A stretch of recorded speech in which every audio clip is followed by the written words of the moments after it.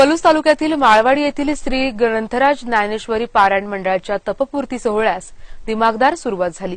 श्री ग्रंथराज पारायण मंडळाचे यंदाचे हे 12वे वर्ष असून या निमित्ताने भव्य अशा तपपूर्ती सोहळ्याचे आयोजन करण्यात आले आहे। प्रसिद्ध उद्योगपती काकासाहेब चितळे यांच्या हस्ते दीपप्रज्वलन करून या दिमागदार सोहळ्यास प्रारंभ झाला।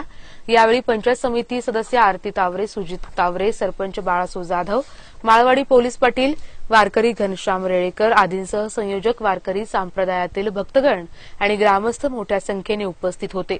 तपपूर्ती सोहळा 28 एप्रिल ते 4 मे पर्यंत चालणार असून या सप्ताहात भजन, कीर्तन आणि हरिनामाचा गजर वारकरी संप्रदायाला अनुभवायला मिळणार आहे।